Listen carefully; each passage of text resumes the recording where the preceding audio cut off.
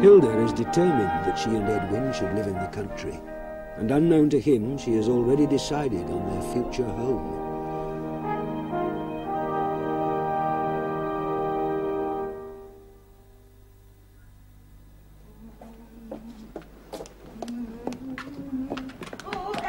Now, as soon as you finish washing up the breakfast things, you ought to go straight round to Miss Clayhanger's house. But don't forget to lock the back door properly when you go. Yes, Mum. Now, Miss Clayhanger will give you some things to carry, and you will go with her to Mrs. Benbow's. You will have your Christmas dinner there. Oh, thank you, Mum. Now, of course, you will do what Miss Clayhanger says. I dare say she'll want you to help with Mrs. Benbow a bit. But whatever you do, you'll be back here at 3:30. Now, you remember that? Yes, Mum. Good. Now, we will be back for Mr. Inkpen's a little after 4. Is Anchpin here? He's in the kitchen, Mum. Send him to me, please. Yes, Mum. Oh, Emmy, this is from us to wish you a very happy Christmas. Oh, thank you, Mum.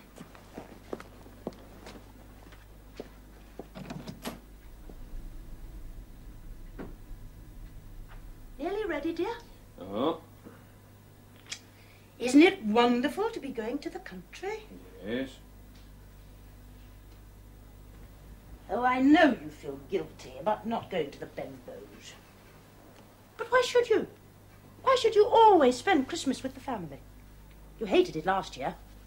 You've always hated it. And I dare say they'll enjoy themselves much more without us. There'll be Maggie there. All those children. But if we don't go to Mr. Inkpen's, he will have nobody at all.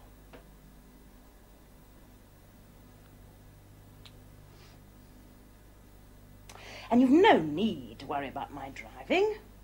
I'm quite an expert already. Well, I will just go and see Anchpin and tell him to put the parcels on the cart. I say, what's happening about this fire? What about this fire? Well, isn't it going to be lit? Well, I don't see how it can be, Edwin, since there's nobody here to keep it up. Now, hurry up, George.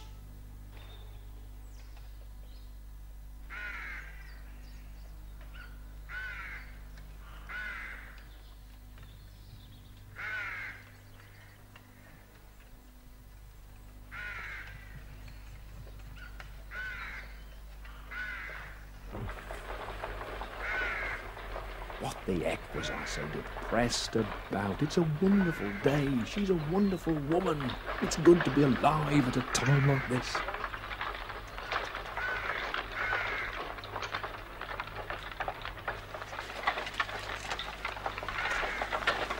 Merry Christmas, all. Oh, Merry Christmas. Oh, Merry Christmas. Mr. Inkpen. Hey, I thought you'd arrive about this time. Ought you to be up, my boy? Oh, yeah, I'm as fit as a fiddle. I've been ordered mild exercise. There you are, you see. Oh, yes, I'm fit, all right. Now, look here. This lad will take horse and cart to the inn, see that she's taken care of and everything, and we can take this shortcut off here. Wonderful idea. Catch me. Oh. Some parcels in the back. We'd better bring those. No, we'll fetch them afterwards. Afterwards? Yes, now come along before you catch a chill.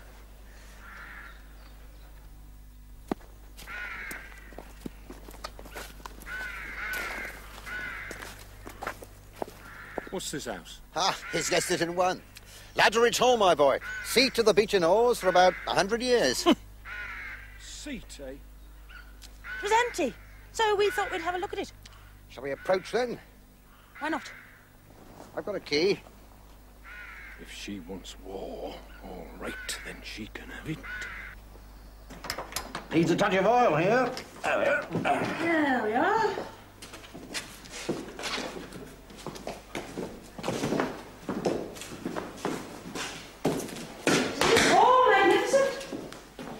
Needs a fire in that grate to warm things up a bit. Ah, but think of the fire you could have. What's that up there? The beach and old coat of arms, my boy.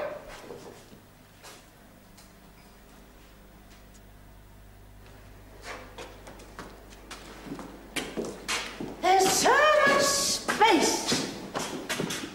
Now, this is the dining room, isn't it? This is the dining room, Edwin. This is where the feasts were held. Oh, just look at that ceiling. Isn't it wonderful?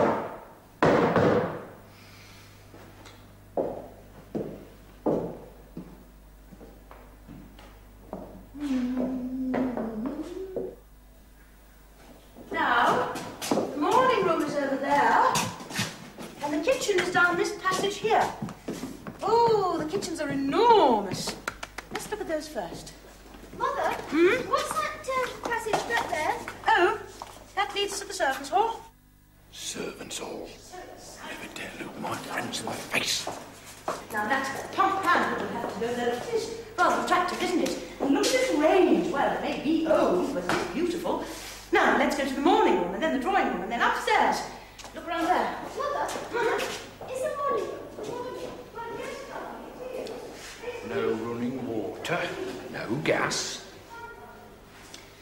She's been planning this deliberately for Christmas. She knows I wouldn't make a scene at Christmas.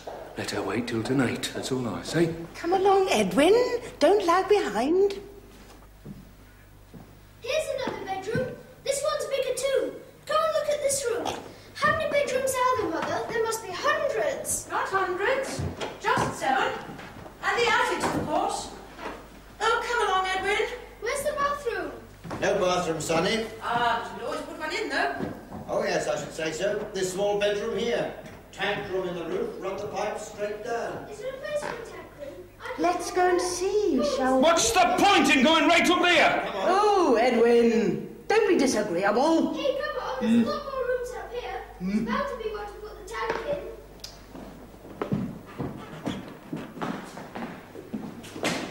Well, there you are. As I hear, it's to be had on a repair lease at £65 a year, or perhaps 1,200 would buy it. Dirt cheap. Oh, yes. Oh, I know these repairing leases. £1,000 wouldn't make this barn fit to live in.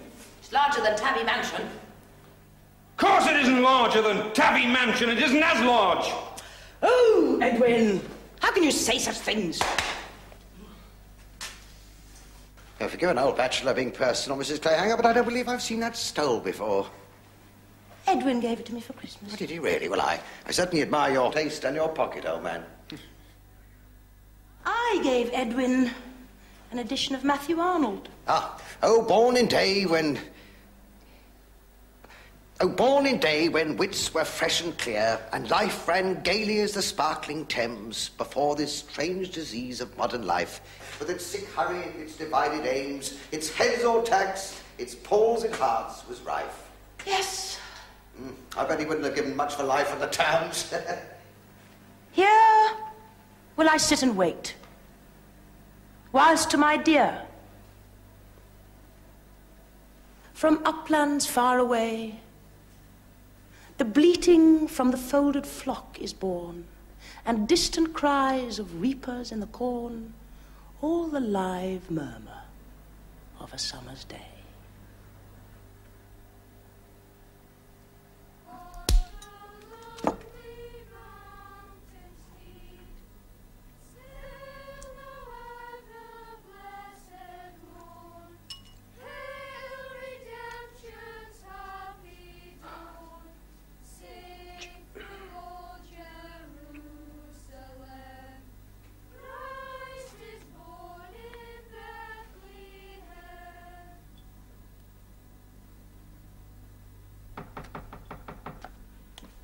Excuse me one moment.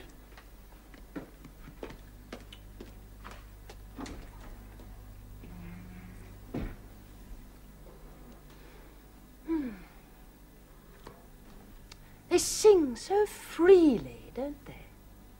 Must be the country air, I suppose. Merry Christmas.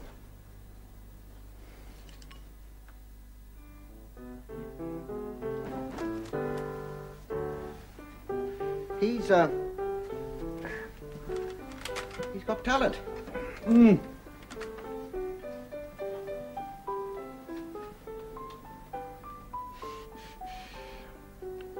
I shan't take that house, you know. No, so I gather.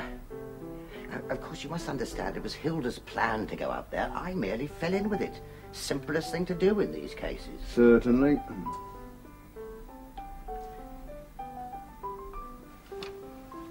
I say, old chap,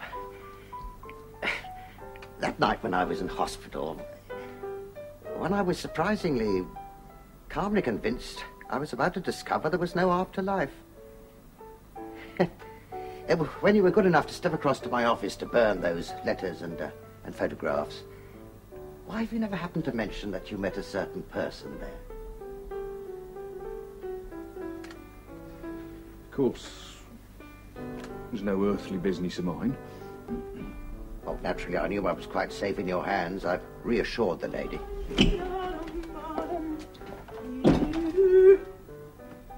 Don't be afraid. Not going to interrupt. I can see you're in the thick of it.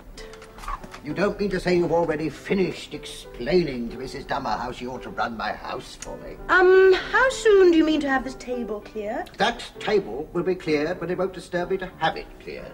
Only Mrs. Dummer does want to get on with her washing up. Now, look here, madam. You're a little ray of sunshine and all that, I'm the first to say it, but I've noticed your critical eye, surveying the untidiness of my room, and I have to tell you that I'm not your husband. Now, don't say you'd be sorry for any woman I was the husband of. Think of something more original. Please. I only popped in to say that it's nearly 2:45. And George and I will go down to the inn and bring the dog cart up here. I feel like a walk. We shall only get home after dark as it is. No chance it'll stop for tea and all will be forgiven. Drive home in the dark, not much. He's afraid of my driving. I don't believe that, I think we should get away while it's still light. Yes, dear. I will go and get the cart. You two can get on with your masculine talk. I shan't be long. George, get your coat. I hear he's going to London when he leaves school then. London? To study architecture under Johnny Orgreave. Oh, yes. It's more than I hear anyway, but still, who am I? Her husband is in a lunatic asylum, I may tell you. Whose? The young woman in question. Really? Yes, my boy. I didn't meet her at a concert or on the Grand Canal or anything of that sort. I met her in a mill at Oldham while I was doing my job. He was the boss of the mill. I walked into the office, and he was lying on the floor, on the flat of his back, and she was wiping her feet on his chest. And he was saying to her in a very anxious tone, "You aren't half wiping them. Harder, harder." That was his little weakness, you see. He happened to be convinced that he was a doormat. Of course, she'd been hiding the thing for weeks, going with him to the works and so on to calm him. I never saw a more awful thing in my life. I never saw a more awful thing in my life. Of course, I soon tumbled to it. For the matter of that, didn't want much tumbling to. He went raving mad on that same afternoon, and he's been more or less raving mad ever since. What a ghastly business. Any children? No, thank God. But don't you forget, she's still the wife of that lunatic, and he'll probably live forever. She's tied up to him, just as if she's tied up to a post. I mean, those are our divorce laws. Isn't it appalling? Isn't it inconceivable? I mean, just think of the situation of that woman. Awful. Quite alone in the world, you know. I mean, I'm hanged if I know what she would have done without me. She hadn't a friend. Anyway, she hadn't a friend with a grain of sense. I mean, it's astonishing how solitary some couples are. It aged her frightfully. She's much younger than she looks. Happily, there was a bit of money. Enough, in fact. He's got her absolute devotion. How I envy him. Yeah. Do I understand she's living in the Five Towns now? Yeah. In fact, you never know your luck. If she'd been free, I might have been fool enough to get married. Why did you say a thing Well, I like should that? be a fool to be married. Why? Marriage isn't worth the price. To me, that is. The fact is, my boy, I think my freedom is worth a bit more than I could get out of any marriage. That's all very well, but look what you miss. Look how you live. What's the matter with it? No one has a more comfortable bed, more comfortable boots than I have. How many women can make coffee as good as mine? No woman ever born can make first-class tea. I have everything I want. No, you don't. What's the good of talking about coffee and tea and comfortable beds? Oh, what else is there I want that I haven't got? I mean, if you mean fancy cushions and draperies, no thanks. You know what I mean, all right. And then freedom, as you say. What do you mean by freedom? I don't mean what you'd call physical freedom. I mean, I give that up. Now, I like a bit of untidiness, for instance, and I don't regard the absence of dust as the greatest thing in the world, but I wouldn't in the least mind giving all that up. It wouldn't really matter to me. What I won't give up is my intellectual freedom. Perhaps I mean my intellectual honesty. There's practically no intellectual honesty in marriage. There can't be. The whole affair is a series of compromises, chiefly based on the part of the man. I mean, the only alternative is total subjection of the woman, and that is offensive. I couldn't have that. No woman not altogether a slave ever hears the truth except in anger. Can't say the same about a man, and you know it. I'm not blaming, I'm stating. Now, even supposing a married man has a few advantages that I miss, they're all purely physical. Oh, no. My boy... Not at all. My boy, analyse them down, and they're all physical. All, and I tell you, I won't pay the price for them. I won't.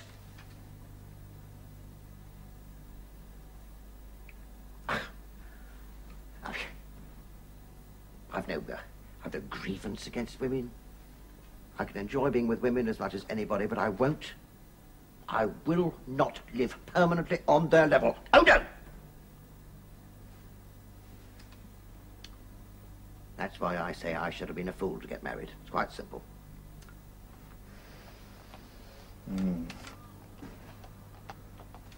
Oh, dear. What a shame. I was just getting going on a pet subject. Not that I'm attempting to persuade you, of course. Every word I say applies only to me.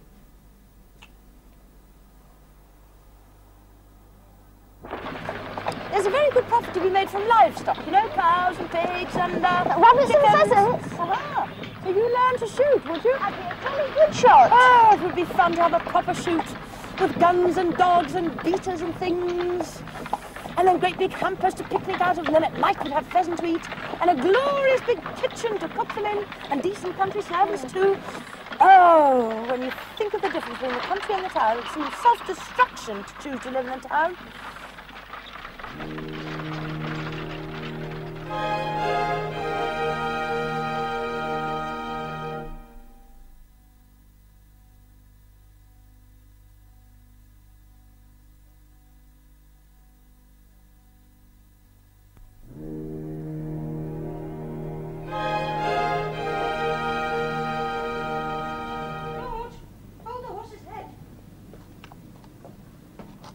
Hello, Hunchpin. Oh, what you doing out here? Oh, waiting for you, sir. How long have you been here? Mrs. said be back at 4 o'clock, sir. God heavens above, it's after 6. What on earth was... Hunchpin's been out here since 4 o'clock. Oh, how on earth didn't you go into the kitchen, as I told you, instead of catching your death of cold in the porch? No answer, ma'am. No answer. Well, been ringing, knocking 15 times. No answer at all. But I told Emmy to be back at 3:30. Where has that stupid girl got to? I told her particularly 3:30. I told her to light the fire and prepare for tea making. You really cannot trust servants to do anything these days. I hope you've got your latchkey, Edwin. I have. Oh.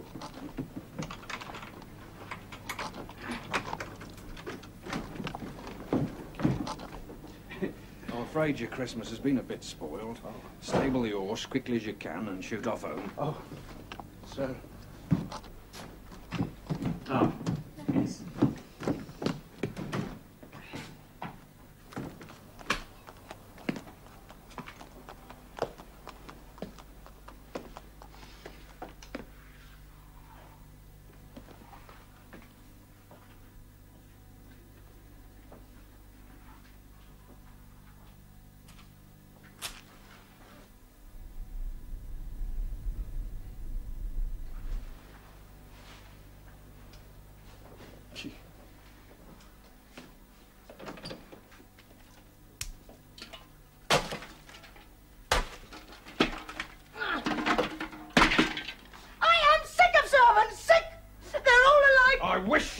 could control yourself, Hilda. The fact that a servant is a bit late on Christmas Day is no excuse for you to behave like a spoiled child. You're offensive! Yes, that's just like you, that is. I sent my servant to your sister. She doesn't send her back, so it's my fault. I should have thought those bamboos twisted you round their little fingers quite enough without your having to insult me because of it. And goodness knows what tricks they didn't play to get your aunt's money, every penny of it. And now they make you do all the work of the estate for their benefit, and of course you do it like a lamb. You can never spare 1 minute of time from the office for me, but you can spend hours and hours for Auntie Ham's estate and for those bamboos. But I don't see why you should insult me on the top of it. You make me ill!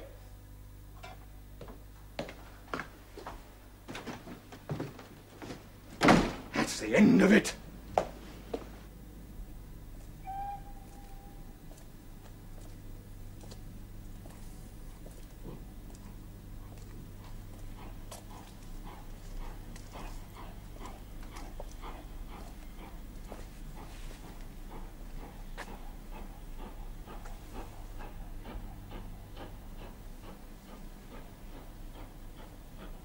My marriage was a mistake. Oh, it's not this quarrel. We'd get over this. We'd get over others, I dare say. And then there'd be others. And others still, and each one bigger than the last. No, she just won't alter her ways, and I shan't stand for them. Whatever happens, it's over. Or soon will be. There's no controlling forces as strong as that. They're let loose and they'll smash us. There's no help for it.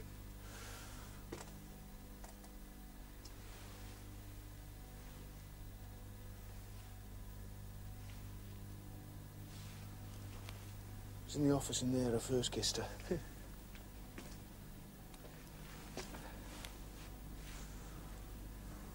Of course she can't help being herself, but what's that got to do with me?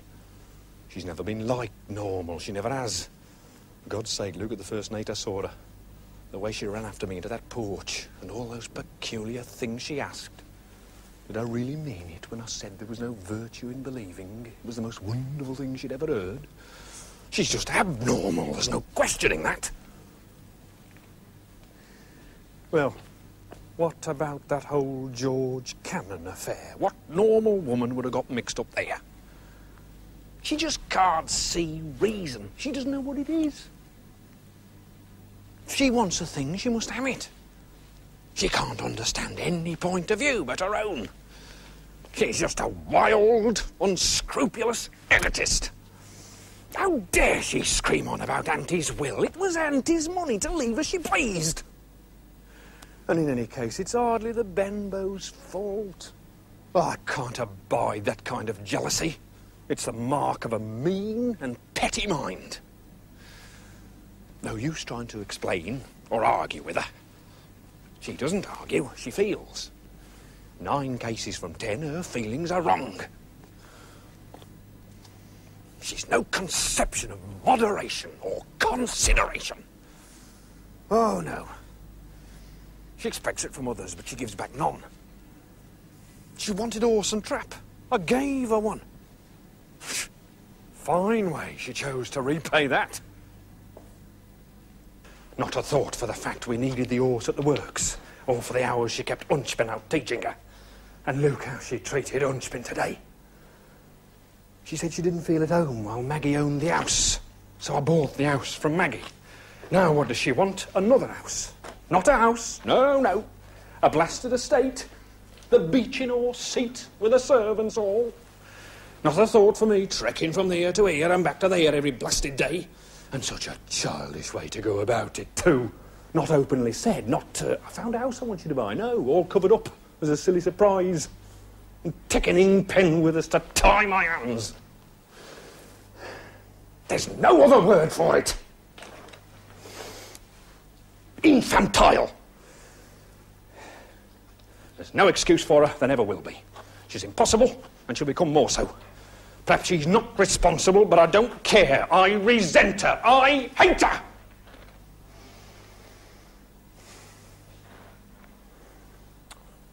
Ingpen's right about marriage. He says he won't pay the price. Well, I won't either. The end has come. I shall have my liberty again. And not just the liberty of youth, oh no. Well, the knowledge and experience to use it now. I shall manage even better than Ingpen. I know what a home is, how it ought to be run. Behind the veil they should be, he says. They don't like to hear that, but he's got things right. That mysterious woman who was waiting for him. Perhaps I might even find... Well, what does that matter, whether or not I find anything? I shall be free. When I think of all she's done to me, those moods, those tricks, that stupidity, life will be good and simple and I shall be free!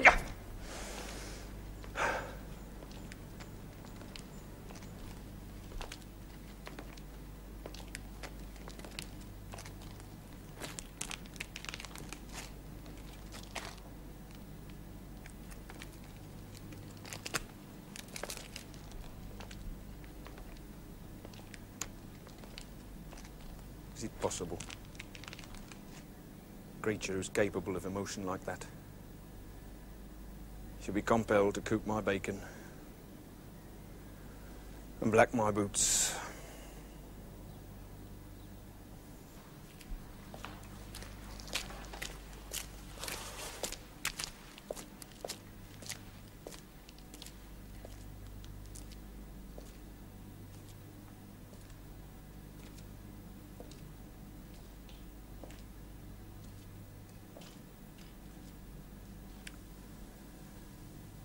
Catch me, both of you. And she jumped. And I caught her. How incredible that a woman as harsh as her, as selfish as her, as overbearing as her, could seem so fragile in my arms as she did then. Why not humour her? Let her have the house. Good God, no! Why should I? Well, does it matter so much to me where I live? I don't exist on that level. I could adapt, couldn't I? After all, the journey wouldn't take that long. Perhaps not a motor car, no. But a fast horse and trap. Clayhanger's trap, he drives from Ladderidge in 35 minutes. The horse simply won't walk, doesn't know how.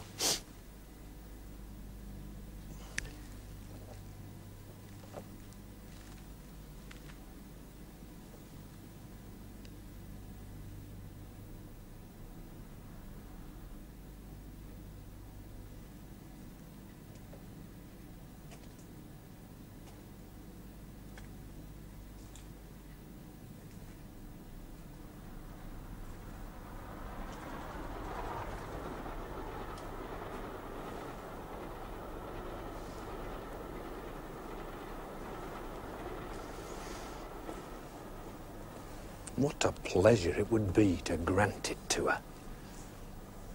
To grant her caprice. If it gives her joy, why not give it?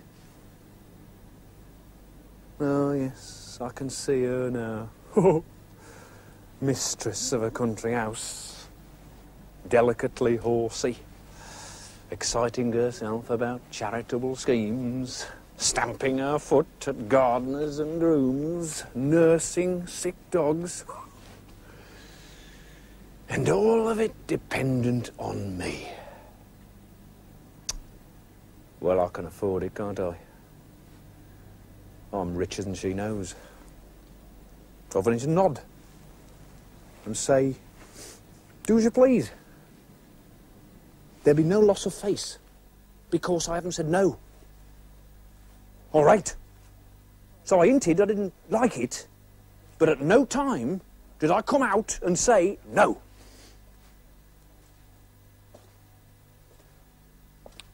No, it's done. It's decided. I've finished with it. I can't excuse her or give in to her. She's unjust. It's finished. I've done with it.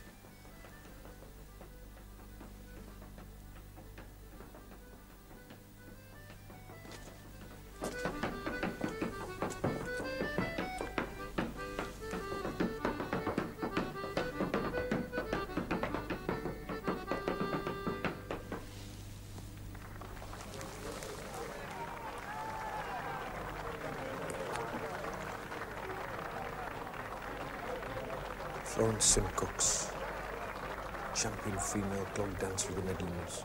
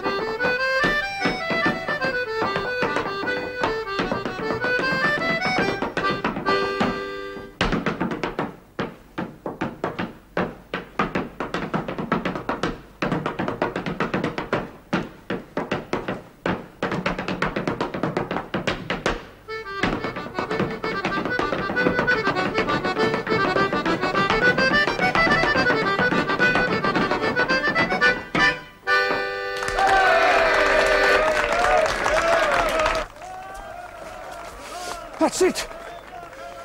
I've made the discovery. It's stupid. It's banal. It's the greatest discovery I've ever made. If Hilda wasn't what she is, if she wasn't unreasonable and unjust like she is, there'd be no merit in giving in to her. She is unreasonable. She is unjust. What's the use of objecting to any of that? It's like some child trying to stop the rain.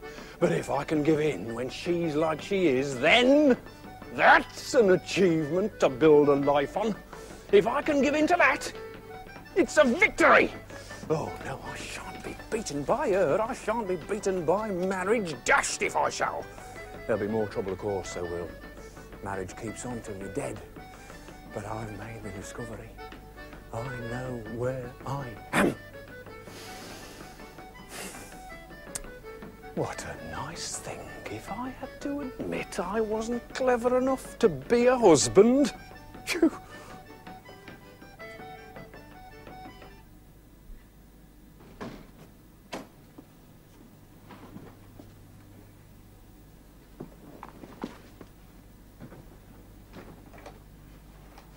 Good evening, sir. Forgot my key, Emmy. Here he is, Mother. I say, Nunks, Emmy brought up this parcel from Uncle Albert and Auntie Clara. It wasn't addressed on the outside, so I opened it. Oh, just my luck, isn't it, Sonny? It's worse than last year's. You poor darling. Whatever shall you do? Well, you know you'll have to put it on view whenever they come up. George, go tell Emmy we'll have supper now. Right.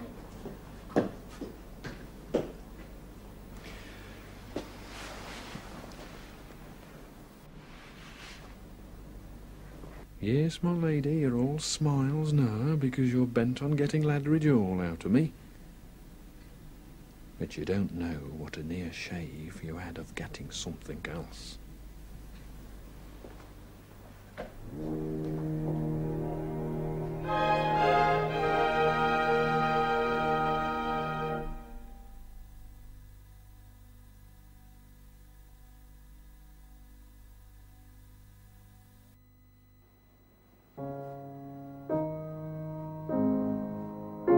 In questa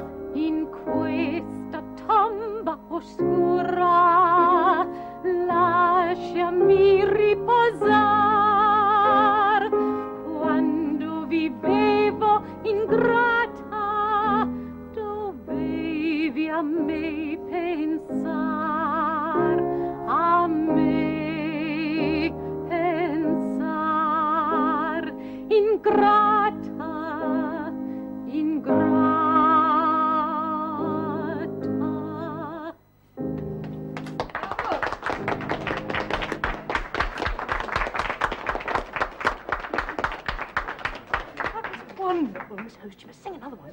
Yes, let's give them another. Please do, Manny. What would you say, Mr. Inkpen? Well, let's see what's here.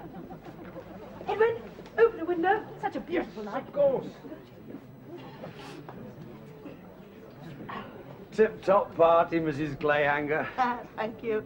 It is gorgeous to hear music, isn't it? Too right. Not enough entertaining in the towns these days.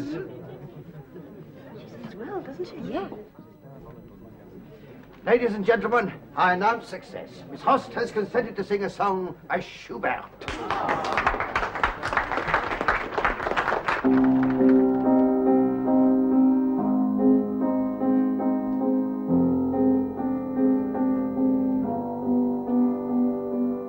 Leise flehen meine Lieder durch die Nacht zu dir.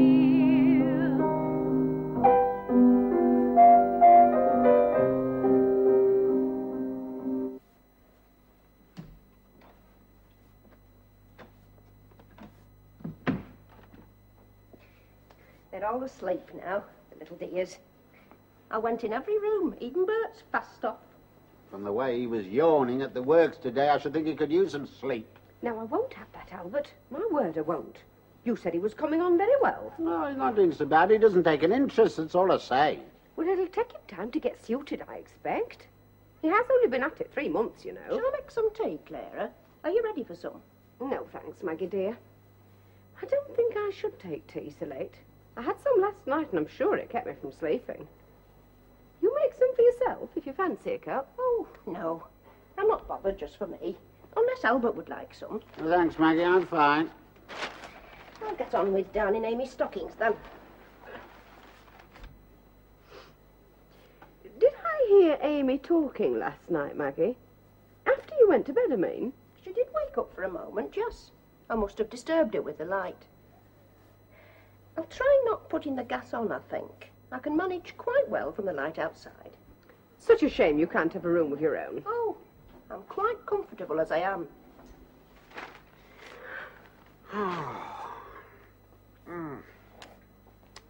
Be some do tonight at Edwin's. Oh, yes. If Mrs. Edwin has a party, it goes on late. She likes folks to notice. Well, I'm jolly glad I'm not there. I'm tired as it is. She did ask Maggie, I believe. Did she? You'd have thought with Maggie living here, the least she'd... You did the wise thing, Maggie. You did the wise thing, I tell you that. What's the occasion, do you know? I don't think there is one, not specially. Except Miss Manor Host, of course. Oh, that blonde young lady from Copenhagen. Going to marry Swetnam, isn't she? Dashed clever girl, speaks 4 languages, they say. So they say. And of course, Swetnam's done very well. Perhaps Hilda's decided it's time she showed them. Oh, I don't think so, Clara. Well, I dare say. Could be, as they've settled on a date for the move. Oh, no. She may think it's settled, but I'm sure it's not. Edwin's very stubborn when he wants to be. Maggie, dear, could you rake the fire a bit? I know as it's April, but I'm quite shivery.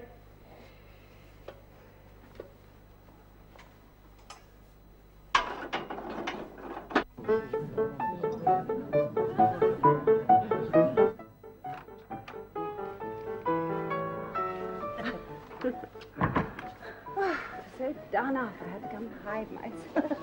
Well, you have had the journey today and everything. Oh, it is so lovely having you come to stay. I never did come across such a dancer as that Charles Fern. Yes, he's a great dancer, isn't he? At least he makes you think he is. Everyone says he's a dreadful rake. I'm sure they're right, too. Yes, I suppose he is.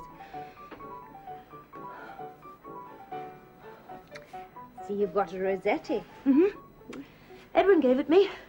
He's gradually giving me all my private poets. Only I haven't much time to read it lately, I suppose.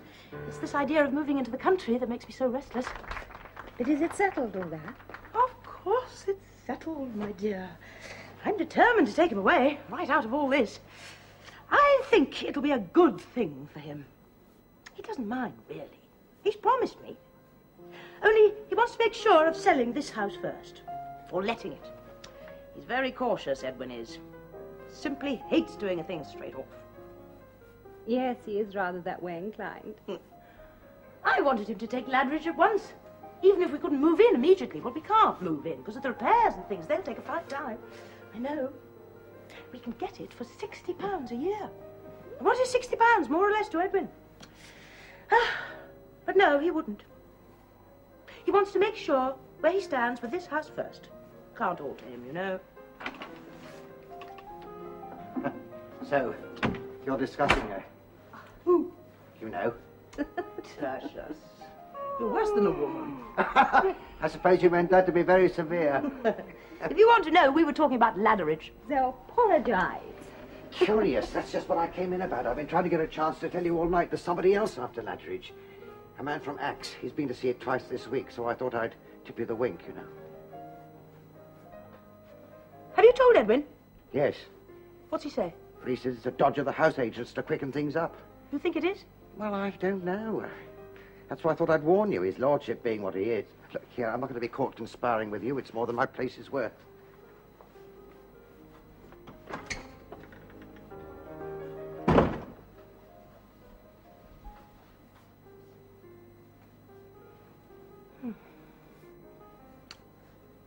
My girl, you think you can stand a scene tomorrow? Scene? Between Edwin and me. I am absolutely determined we shall take Ladridge, and I do not care how much of a row we have over it. Is it as bad as all that? Yes, it is. I can just see it. If we do not take Ladridge Hall, we will simply go on living in Trafalgar Road, Bursley, forever and ever. Oh. I was wondering the other day after one of your letters why you were so anxious to go into the country. I thought you wanted Edwin to be on the town council or something of that kind. How can he do that if you're right away out there? So I should like him to be on the council, but all I really want is to get him away from his business. You don't know, Janet. Nobody knows except me. Edwin will soon be a slave of that business if he carries on. Oh, I don't mean he stays late at night at it. He scarcely ever does that. But he's always thinking about it.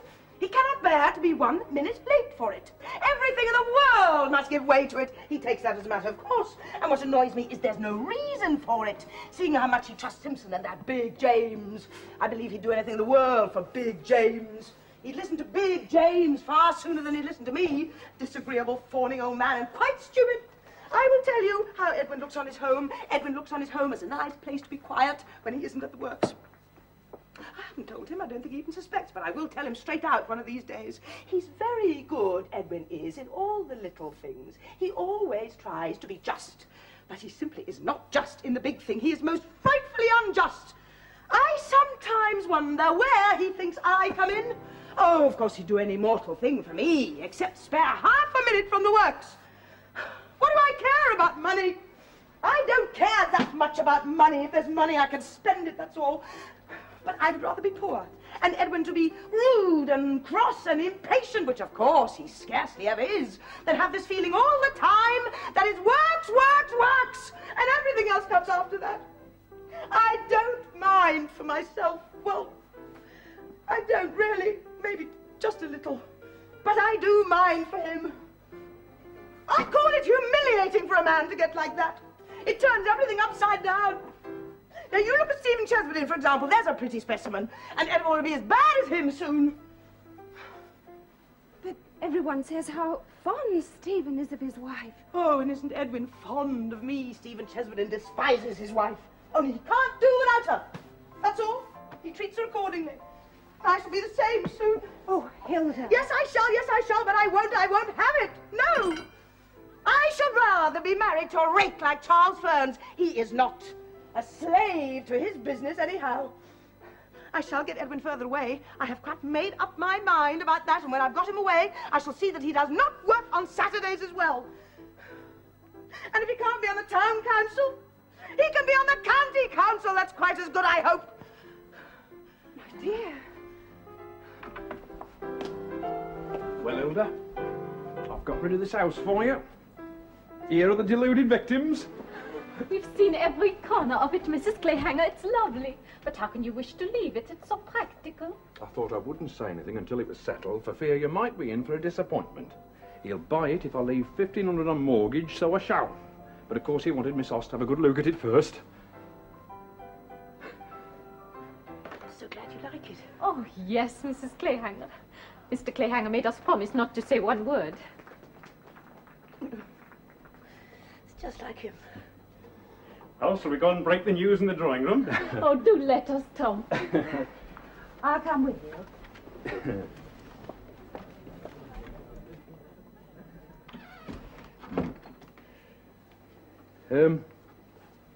Any news how that servant girl's baby's going on? Minnie? Hmm. Well, I think she's very well. But it was premature, you know. Yes, that's why I asked. Because I thought we'd leave some money in the savings bank for the kid. £130. £130? What are you talking about? £130. I received it from America this morning, as ever is.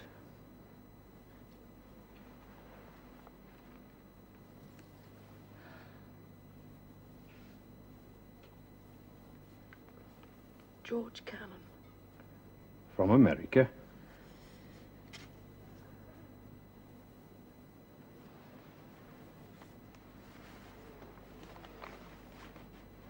Shall we join them?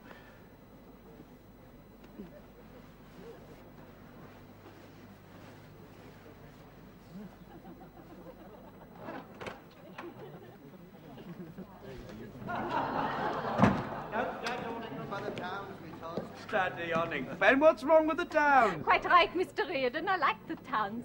Everybody knows the English are the finest nation, and I think the towns are more English than London. You don't know how English you are here. It makes me laugh because you're so English and you don't know it. I love you. Oh, now you're flattering us. And yet you're so dreadfully exasperating. To us Danes you are. You're exasperating because you won't show your feelings. Tom, that must be one for you. We're too proud. No, it's not pride. You're afraid to show your feelings. It's because you are cowards in that. Oh. Cowards? We're not. Oh, there you are, you see. So there. Loud applause. Tom, you should dance with Mrs. Clayhanger. Don't forget we're taking her house. All right.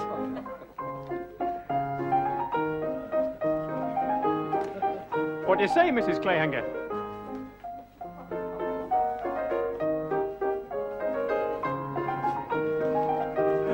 Miss Host?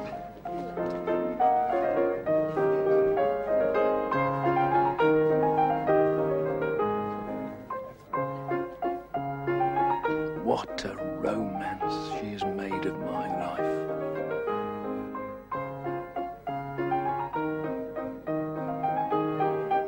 Oh no, I don't envy him.